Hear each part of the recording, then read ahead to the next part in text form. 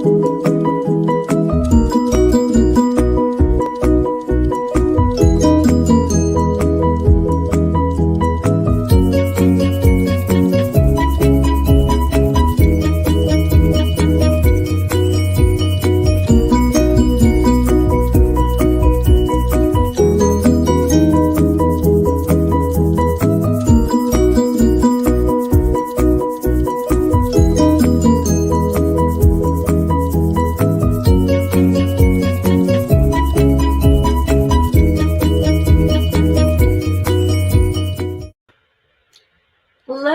and good afternoon, good morning, good evening, depending on where you're tuning in. My name is Julie Cohen and welcome to Work Life Leader Live. Thrilled you're here, and as a reminder, this is a conversation about work, life, and leadership and the intersection of those three things. And today is a special day. This is our book discussion segment, and it's going to be an honor of mine to introduce you to our guest. So want to welcome Kara Ecksner. Hi, Kara. Hi, thanks for having me, Julie. Yeah, well, it's a pleasure. And Work Life Leader, when I started it, it was Work Life Leader Live, and it was just talking to smart people about these topics that interest me and interest hopefully a lot of other people.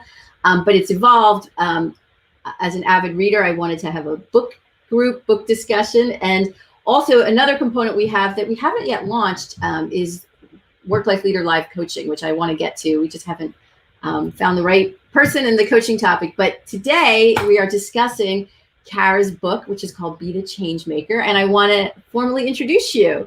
But before I introduce Kara, I want to welcome anyone who's watching us live. It is, what is today? Wednesday, March 3rd, and it is 4:30 p.m. Eastern U.S. time. So depending on where else you are, Kara is in Mountain Time. It's 2:30 Mountain U.S. time. And but if you're here and watching live, please say hello. Let us know you're here. Just say hello and put #live so we know you're here. And because once we get into our topic, we're gonna want your interaction and input and questions and comments. So let me introduce Kara. So Kara Exner has been a professional leadership coach since 2005. She specializes in helping new and mid-level managers successfully transition to higher levels of leadership responsibility. She also teaches a coaching skills for leaders course, which over hundreds of participants have been involved with since 2010. Kara is a graduate of the Coaches Training Institute and has earned the credential of Professional Certified Coach from the International Coach Federation, which she is a global leader of that organization on the board. And she also has a master's degree in adult and continuing education and a BA in psychology. So her book that she published, Be the Changemaker, is what we're going to be talking about. And she published that in the fall of 2020. And last but not least, like many of us, Kara is navigating the new world of working from home while supporting two teenage sons in their online learning and their own learning, right? So welcome, Kara. So I do have to share like an interesting fun fact. You are a first of twofold. You're our first non-US guest. So you've now made Work Life Leader global. And where are you sitting, Kara? Where are you located? I'm sitting in Calgary, Alberta, Canada. All right. It's just about a 45-minute drive from the Rocky Mountains, so Western Canada. Great. And you're also a first because you're the first author. We've had book discussions, but we haven't had book discussions with the author. So, and one thing about our book discussions are you don't have to read the book to be here, because you're going to learn a lot from the author, and we're going to hopefully have an interesting discussion. So we have two folks who are already live here. Hi, Jackie Lester. Good to see you. And Bill Hyman. We have two coaches who have shared that they're here. So as you're talking, if you're live, please let us know. Just include #live in your comment. So let's get started. So, Kara's book, Be the Changemaker, to me, it feels very apropos to be talking about this. Our world is in a place, and this last year being one of such, tumultuous change and disruption in many facets, in many countries, in many ways of life that we're all used to, kind of that old normal. Change makers are going to help us facilitate, kind of coming out of this, hopefully even better and stronger. But it just seems appropriate to be talking about the people who can help facilitate that. So I was so excited that we get to talk about what you've learned. But can we get started with an icebreaker? So I'm going to ask Kara this question, then I'm going to answer it. And then for you who are watching, we want to hear your answer too. So Kara, how do you see yourself how are you a change maker? Well, maybe I'll just start with a quick definition of what I consider to be a change maker. And that is very simply, someone who is stepping up to make a positive difference in the world, or they're part of the world. And how I'm a change maker is helping other change makers to be successful. So in some ways, working behind the scenes to help folks with their confidence and clarity and overcoming obstacles so that they can go out and help the causes that they really care about. Wow, that's a great. I'm glad you did that definition. I was going to ask you that later, but I should have done it right at the top. So you knew exactly where we needed to go. So thank you. Yeah, and just to come, I think of you as a change maker. I think of most coaches, so myself included. The type of work we do is really helping to facilitate, people to make change in their life and their work and in whatever area that's important to them. So. And so, so my answer, I think, is probably similar to that. In my line of work, it's supporting people to, work better, live better, and lead better. And so I liken it to, I'm not sure how impactful necessarily my work is. I mean, I think it is, but I look at it as the ripple effect, that I know the work that I do that helps the people that I help then helps more and more. So that's kind of how I kind of view my change making as fairly local, because it's in my little world, but who knows where it goes. So let's ask anyone watching. So if you're watching live or not live, we'd love to hear from you. We revisit these comments in the future. How are you a change maker? So, based on Kara's definition and kind of how I even see the word, share with us, put in the comment section how you are a change maker, and we'll share those, and we'll get Kara's thoughts and my thoughts, and we'll do that throughout. So let us know how you are a change maker, okay? And but let's go in. So I want Kara to start by just telling us about your project to write the book and why this topic. So just give us some background. Yeah. So why this topic really is because there's an alignment with my own values. And, a lot of years ago, I was a new coach trying to find my niche, as we say in Canada, or niche, as you say in the US. You're multilingual. Yeah, that's right.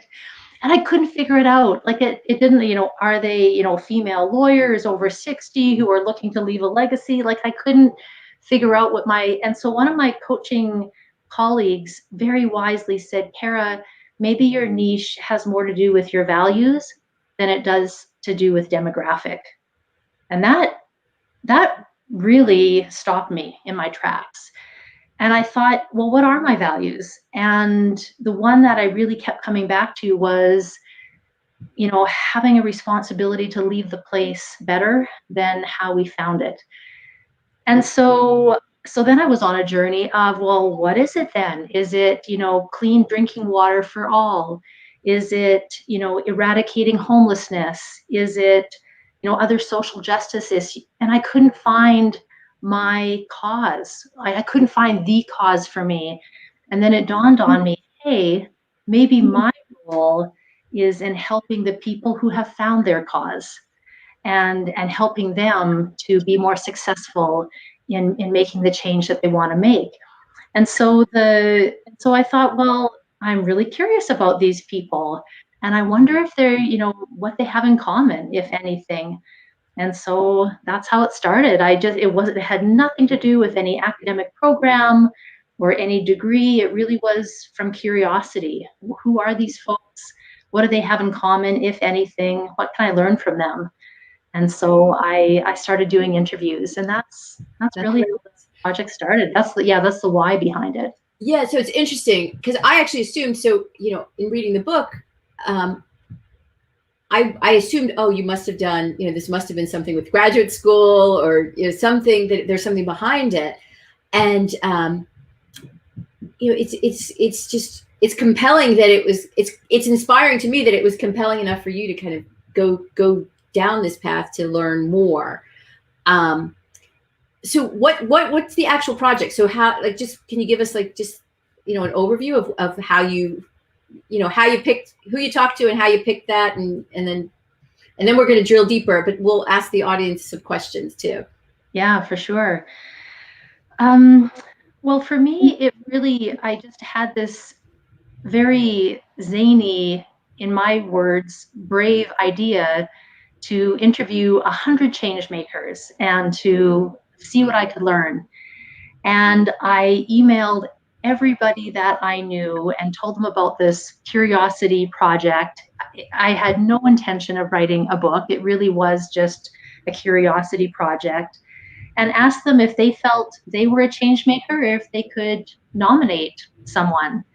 And my inbox was flooded with, nominations of people from all sectors, from the arts and education and activists. And so I just started setting up interviews. And Rianne Eisler, who was one of my interviewees, she said, "Tell me a little bit about she's a prominent social scientist, author, researcher, and she asked me to tell her a little bit about my project before we started in the interview. And I did. And she said to me, "Do you really need 100 interviews?" And I thought, yeah, if Rianne Eisler is, questioning my research methodology, maybe I should rethink that. And I really thought about how early the themes became pretty clear. So I ended up interviewing 48 people in total. And what's interesting is with subsequent interviews, I wasn't hearing new themes. I was hearing new examples of the same themes. Great. That I was onto something. And so, so it was a research interview project. Oh my gosh, went through every transcript, outlining, just trying to dig through every sentence of every interview, and what were we hearing and what were the themes involved. And started by having a whole bunch of flip chart sheets on my floor in my living room with colored markers, and starting to theme it out. And that's how I came up with seeing what all the themes are. So qualitative research informally, I suppose. Wow, great. So thank you for sharing the history of that. So we have some comments, and we're going to drill down. So what was really interesting when I was reading the book, so 100 people would have been a lot to interview. That's a big. That's right. So the book is broken into 3 sections, and we're going to switch to that in a second, and I'll explain that. But I see there's some more folks who are here. Just so you know, because we're in kind of the world of reality, you probably hear my dog barking in the background, and there's a tow truck in my car, in my driveway, because that's live broadcasting. So if you hear background noise, the show must go on, and we're going to keep going here. So I see there's a few more people who joined us. Hello, Jill Goldstone. Hello, Lori Jubileer Langman. If you're here, we'd love to hear how you identify as a change maker. And the people that I know who have said hello, I know each of you are change makers. So I would love to hear from you how you see yourself as a change maker, because as we talk, and Kara shares more of the themes around, how change makers perceive themselves, how change makers relate to others, and how change makers orient themselves to action, we're going to see a lot of commonalities in kind of effective leadership. And we do have a great comment from Jackie Lesser. I love that you interviewed her, and I'm passionate about the changes that the world needs to make to help humanity. So I'm inspired to help the helpers of humanity be the change to make the change, which I guess is exactly kind of what you're talking about, Kara. Is that exactly where you're coming from? Jackie, I love how you've written that. Help the helpers of humanity be the change to make the change. And and I think that the people that I interviewed, while there was some humility in asking this, the first question I actually asked every interviewee is, describe the change that you're making in the world or in your community. And there was some resistance to that question. Like, that's too hard. I don't know if I'm making it. I think I am. I try to. But I think they would all identify with the idea of, helping humanity in whatever corner of or whatever sector or corner of help that they're devoted to. So I just love how you've stated that. You bring up two things that are really interesting. When I work, as a coach, when I work with leaders and they do some of their introductory exercises, one of the questions I ask people is, what is your professional, mission or vision? Or what is your life purpose? I think I asked that question too, but I think it's, what is your life purpose? And a lot of people get stuck on that. I myself get stuck on that. That's not a question that I answer easily or even relate to. So the reason why I'm asking that question is, I'm curious, as you interviewed the change makers, did they identify as change makers? Like, they're like, hey, yeah, I'm a change maker. Or so what was their relationship with that term? Yeah, I asked that too. I told them, like, I used the word change maker a lot, and what terms or words would they use?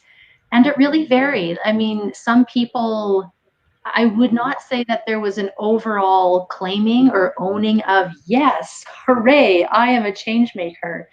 But they like to use words like mentor or facilitator or teacher or coach, and whether they're how we view professional coaches or not.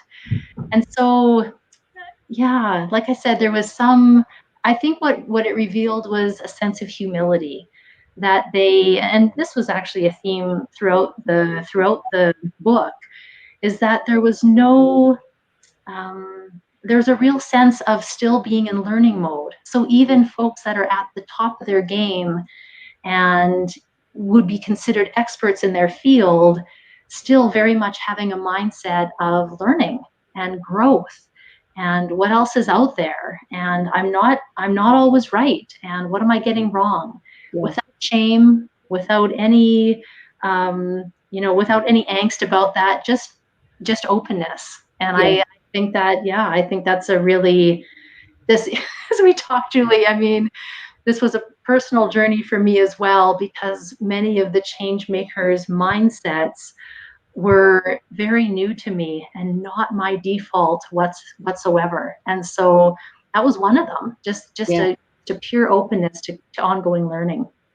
So that resonates with me, that one theme. And I told you that was something I was curious, be curious and keep learning. Like, that is my lens, sometimes to a default, in that I'll never forget. It's a funny joke. At one point, I read self-help books, I read business books, I read memoirs to learn about other people in the world. And once I was in bed reading one of these books, and my husband turned over to he said, maybe you're okay. Maybe you don't have to keep getting better. I was like, dude, no, like, there's always more. Like, it's not finite. So it was just a very kind of distinction there, that the way he looked at it, the way I looked at it. So we've got some comments. I want to get to them, and then we're gonna start looking at.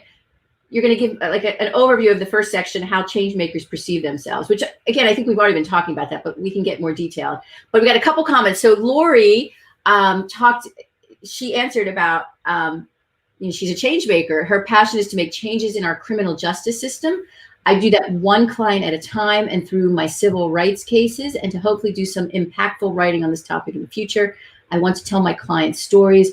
I wish for more time to do this. So I'm curious. So to me, that's a perfect example of a change maker. What resonates for you, or where do you see kind of similarities in some of the things you learned from your interviews? Yeah, well, what jumps out at me, and thank you, Lori, for this rich comment. What jumps out for me is, one client at a time. And so there's something here about, operations that scale. And you mentioned this too, Julie. I mean, there's, people out there that are doing really big things. And I think there's a lot of comfort to be had in knowing that the one person or one client at a time is making a difference. And so many of the people that I interviewed talked about that ripple effect. So the change that they're making with, the individual that they might be working with one-on-one or one at a time, knowing that that person then themselves has more confidence or more in their ability, and that helps them to be a better mother or father, a better volunteer in their community, a better sports coach to the youth that their kids are involved with. And so there's something about not needing to make this huge or grand. We can start simply and small, one person at a time, because there are ripple effects. And so that's the thing that jumps out for me about Lori's comment. Yeah, great. So I want to get to section 1, and then we have a couple more comments, but I think it's important that we kind of keep going and getting some more insight from you about the book. So the first section of the book is how change makers perceive themselves. Again, I think we've talked about multiple things. Is there anything else that you wanted to highlight about that section, or things that we haven't covered yet that you want to put out there? I think, and I think this picks up on something that you said a little bit earlier, Julie, and that was around, the idea about, your husband saying, maybe you're good. And so I think there's an interesting place where we can hold two seemingly different things. And so we can hold confidence in our strengths, which is what the change makers I interviewed do. They are confident, clear, and they own what their strengths are. And I think sometimes, at least in Canada, we sometimes collapse confidence with arrogance. And it wasn't that at all. It was simple confidence in their abilities. And at the same time, again, without shame or without any hesitation, to be able to also confidently say, and here's the places where I'm not strong in. Here's what my weaknesses are. And that's okay, because A, I can keep learning and keep that open learning mindset. And B, here's where I can call on others to help me, because I can't be strong in everything. And so that was a real interesting development or theme that emerged, just how genuinely confident they are without being arrogant about what their strengths are. And I love that. I didn't see that very often. I look for it more now, but that was a revelation to me. It's interesting. I have a question based on that. Because you talked about culture, and you said, if it's just in Canada, that kind of collapsing of confidence with arrogance. I'm curious, from a cultural standpoint, were the the 40-some people you interviewed, were they all Canadian? Was it a global pool? I'm curious if you saw differences through through different cultural lenses. Yeah, it's a great question. The interviewees were from Canada and the U.S., and I did not do a cross section of the data to take a look at any differences between those the two countries and the results. Because I'd be curious, and again, I'm in no way an expert on any of kind of the kind of cultural norms, but I would imagine that issue of kind of strengths and confidence. And actually someone just said, or male versus female. Did you see any differences in gender or, you know, gender identification? I didn't, although I will say that older women that I interviewed spoke more about the societal norms that they had to come up against when they were younger about what they should and should not be doing with their lives.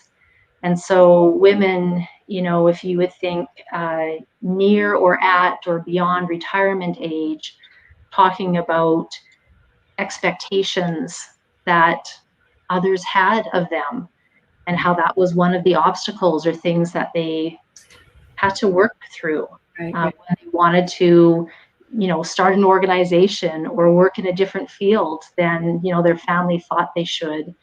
And so I guess that was, if I were to point, that was probably the only, again, I didn't take a cross section of the data, male versus female, but I did see a trend in the females that I interviewed bringing that. Yeah. Well, actually, this leads us to a comment that we got a few minutes ago that I think is really relevant from Jill Goldstone. I'm curious if the older we get and the more confidence we have, are we then more able to identify ourselves as change makers?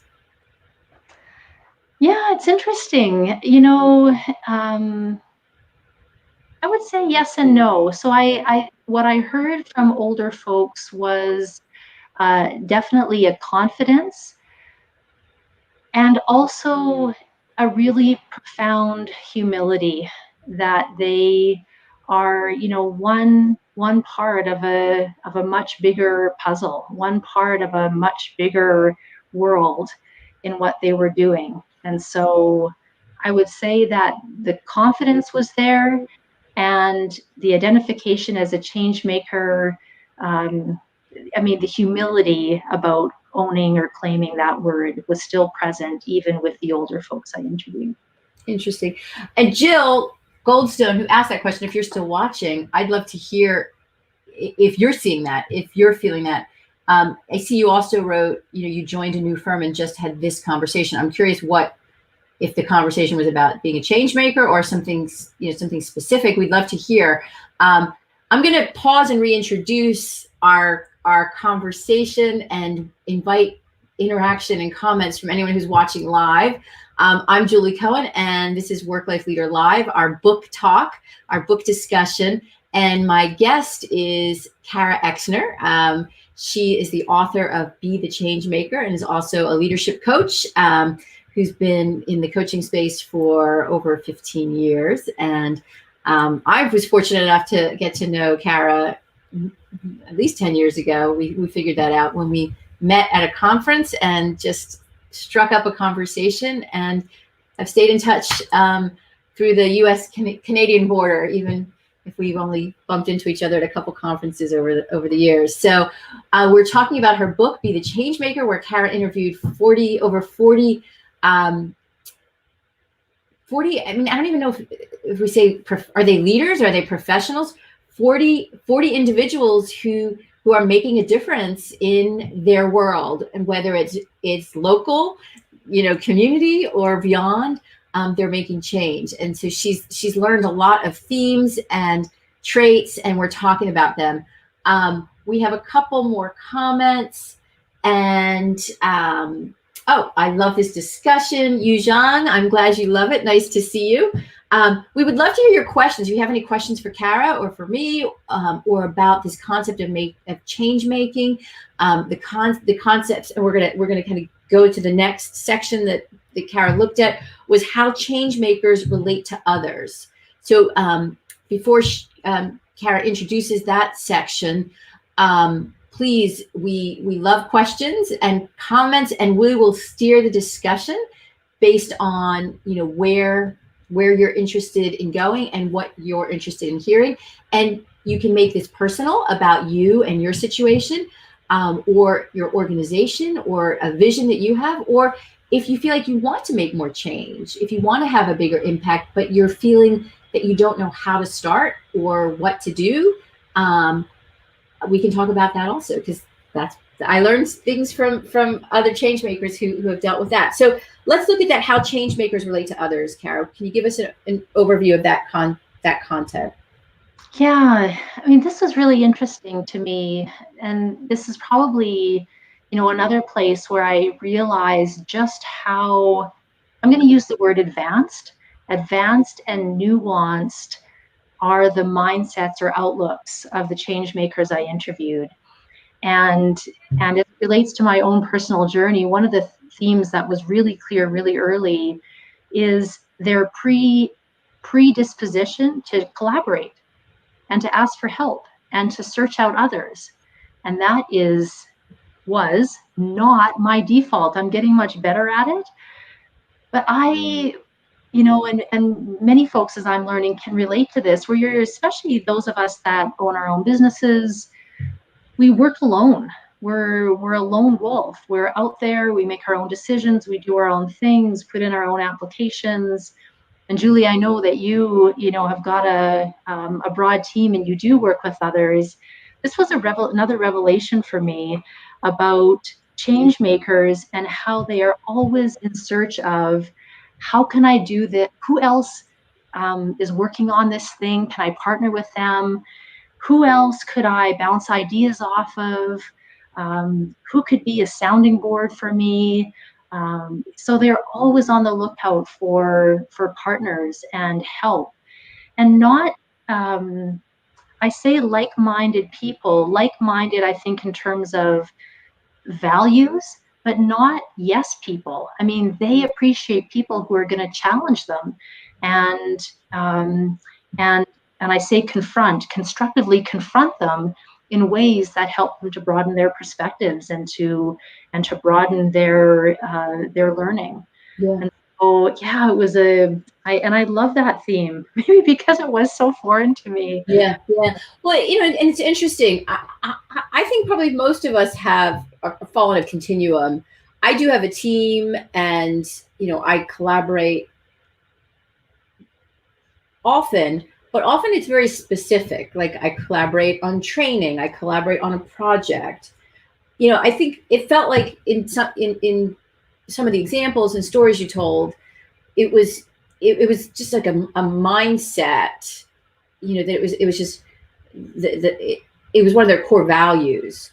I mean, just personally, I think I use collaboration as a tool to get the result, better results. And so it's when I collaborate, I things always seem to come out better because there's a diversity of ideas, and the people I usually collaborate with aren't, they have different strengths than I do. I don't think I would collaborate with a clone, because I wouldn't need that, right?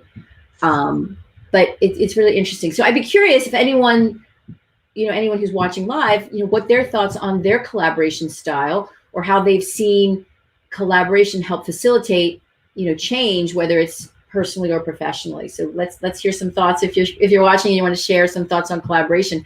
Another theme in that area, in how change makers relate to others, that I really enjoyed was navigating naysayers. Do you want to just give us what that looked like amongst your group?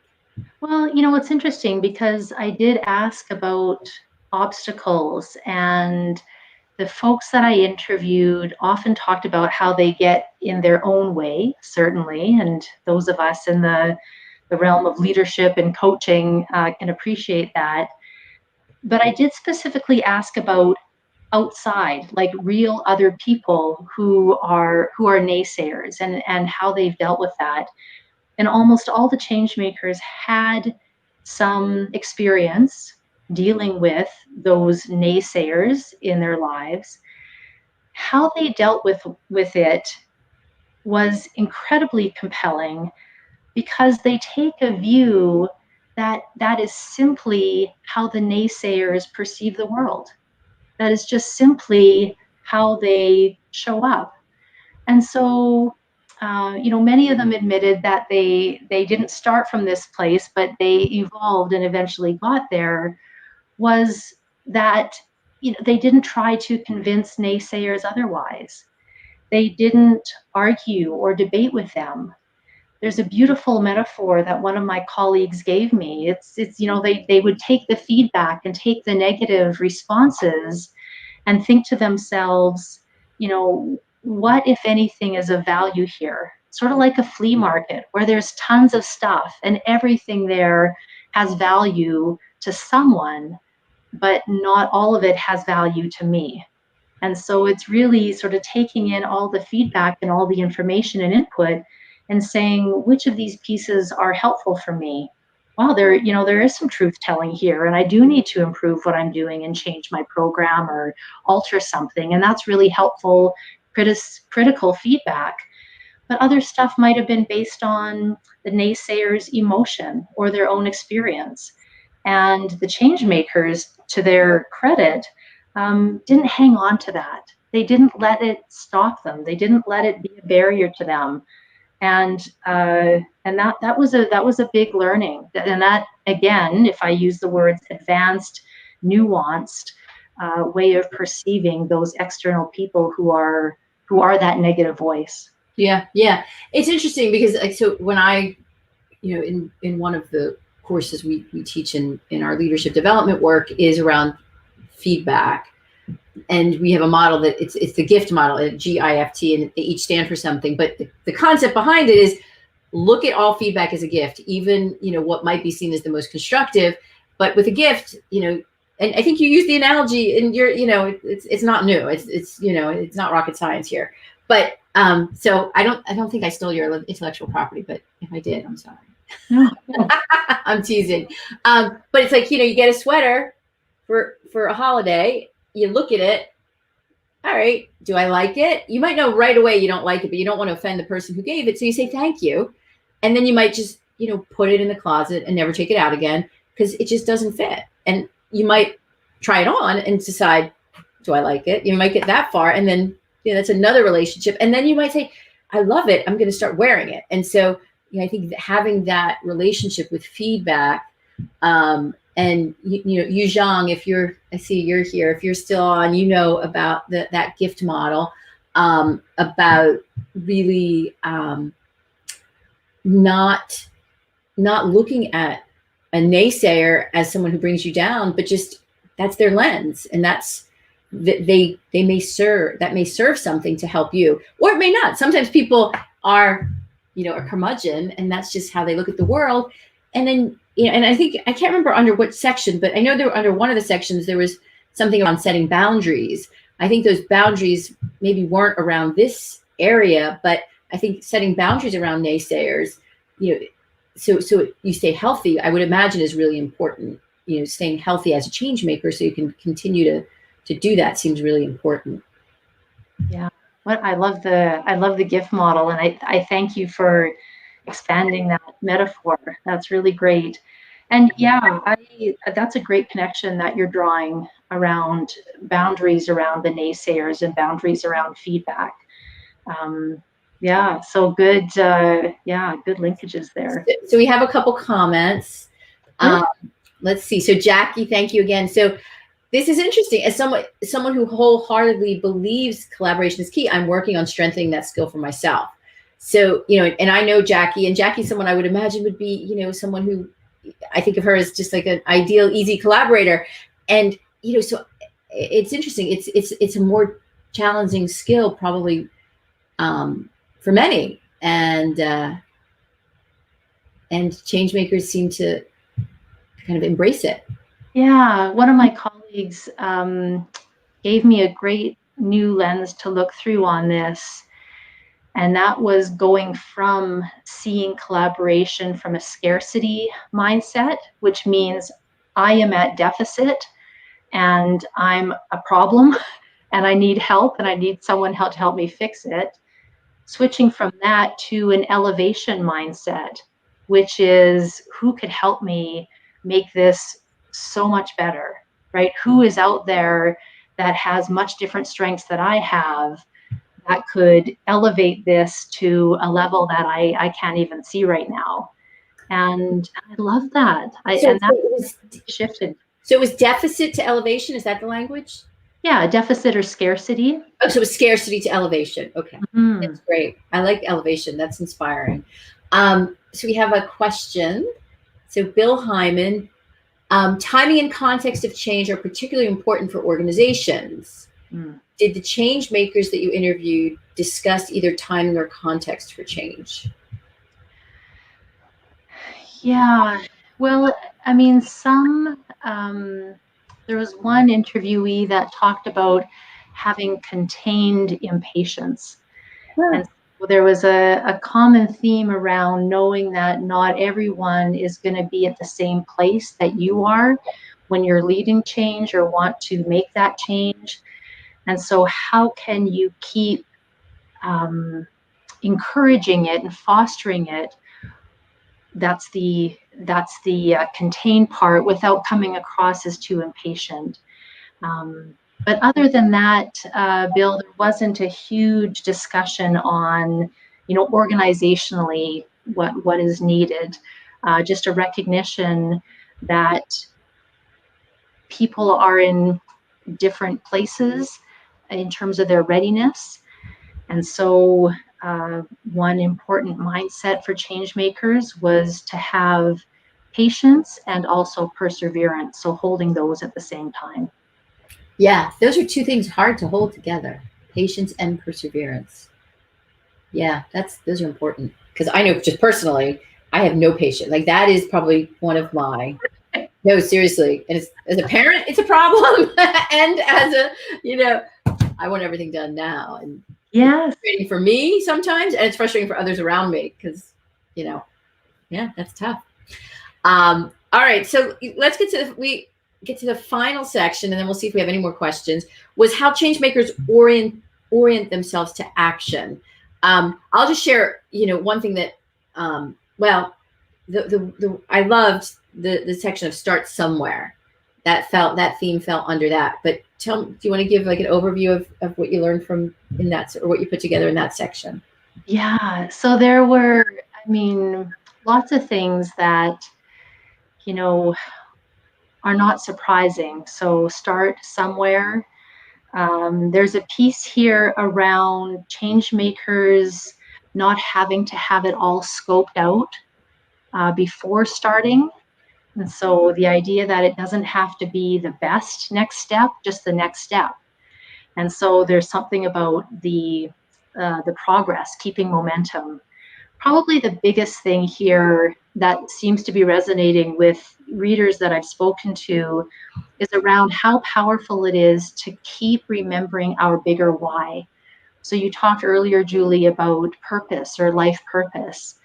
And change makers consistently said that I asked a question about, what helps you when things get really crappy and really hard and just day to day. And the consistent theme that emerged was keep remembering why you're doing this. Keep remembering what the purpose is behind this. And that's almost a life raft for them to get them through those tough times. And also, when I speak from my personal experience, that can also help us get through fear that we have.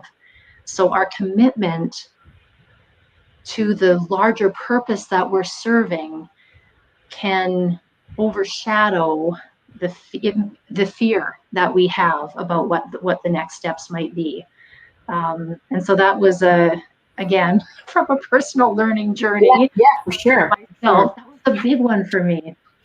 So, how I want to ask. So that's kind of the overview. We're not going to tell you about the whole book, but those three sections kind of encapsulate, your research and kind of what happened in the conversations. How do you think a reader can make the most of your book?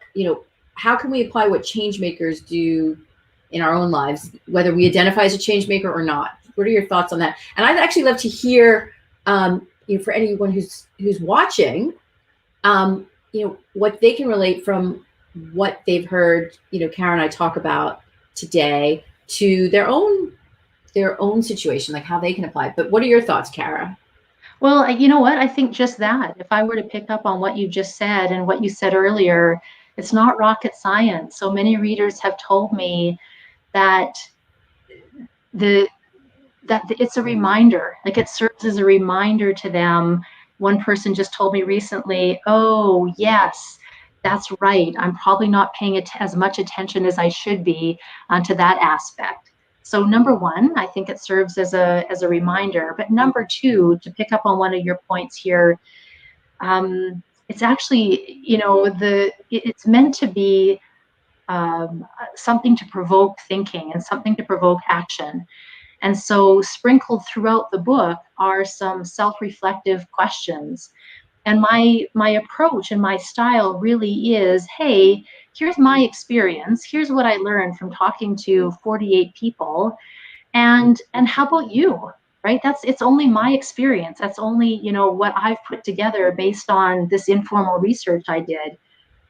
What about you, right? This is my adult learning background, probably. Out of all the experiences you've had, what have you noticed is important? What would you say about the ideas of collaboration and about the ideas of remembering our purpose? What's been your experience with that?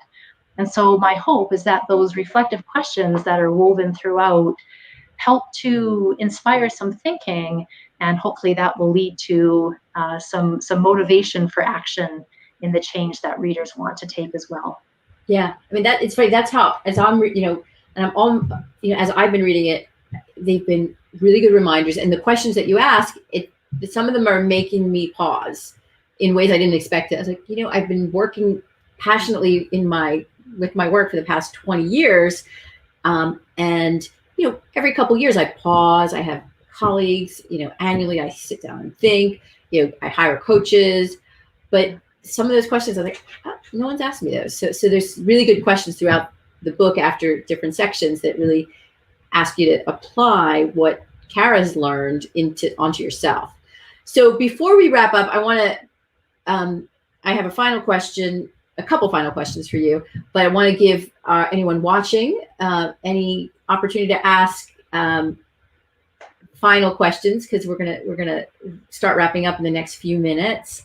So you can always send questions through the comments. I'm speaking with Kara Ecksner, who's a leadership coach and the author of Be the Change Maker. And we've been talking about her book. But so what are your final thoughts? This is I always start these conversations with a first question, the icebreaker I always like to come up with, and I like to end with what I call my big rocks question, where it's like, what's the one or two takeaways you want people to walk away from this conversation or your book, but either or. Yeah, I think one of the themes that I don't write about is become apparent since writing the book and in conversations with others is the theme of curiosity and how valuable that is. And to come back to how you started, Julie, just in this world that we're in, which is divisive and troublesome, and people are hurting, there's something about, a mindset of and a skill of curiosity, and leading with questions and curiosity and inquiry, and how that can serve us. And certainly the change makers, that's how they approached it. And so I guess if there is today, this is where I'm at in this moment, if there's one thing that I could encourage is just notice where we can be more curious with our family members, with strangers, with information we're seeing, and just notice what the impact is of that curiosity, being willing to be open. Yeah. More. Yeah. Yeah, that's really wise, because it's funny. I think my curiosity is often around stuff, like content, like what can I learn more? Yeah. And how I heard your statement is maybe being more curious about, kind of the humanity of things, not only knowledge. And I'm a very head person, and so that really struck me. So thank you for sharing that with me. So as we wrap up, how can people buy the book, and how can they get in touch with you if they want to talk more or get to know more about you and your book? Yeah, and I hope you will. I mean, would love to hear from folks. If you want to be in contact with me, my contact information is at my website, karaexner.com. And there's a tab there that says book, and all the book purchasing options are there. It is on Amazon. And I also list the ISBN number because some folks use that to bring the book in through independent booksellers, which I appreciate. Yeah, and so if that can help as well. Anyway, the information is on the website, karaexner.com, including my email. And if anyone wants to follow up with a chat, I would certainly welcome that. Yeah, and I will post after this, I'll post in the comments on LinkedIn, which I think most of the people who have been putting comments have been LinkedIn folks, is I'll put Kara's website and a link to her book also. Well, Kara, it was a pleasure. As I said, it was going to be like having a conversation over, a table at a conference, but we got to talk and share with a bunch of other people who showed up. So thank you so much. And thank you everyone who's tuned in. You've been watching Work Life Leader Live, our book discussion. We have a couple interesting things coming up. So we have, let's see, we're going to be doing another book discussion next Wednesday, actually. This is different. We're not speaking with the author. We're talking about the book, The 100-Year Life. And this is one of my favorite books that I give out to a lot of clients. And I'm speaking with two colleagues. We're just going to have like a live book discussion about it. Also, we're going to be, I have another upcoming one talking about well-being at work. And we have a bunch in the works. We have some really interesting ones around what's called the talent marketplace. It's going to be geared towards HR leaders. And we're going to be doing one around work-life integration and work-life balance in COVID times. So there's a lot of good stuff. So please stay tuned. And if there's topics that you want to hear or people you want me to talk to, or if you think I should be talking to you, let me know, because I love doing this. So as I always like to say, I'm using this platform to talk with smart people about interesting things. So thanks all for joining us. Kara, it was a pleasure to talk with you as always. And we'll see you all next time on Work Life Leader Live. Take care. Thank you.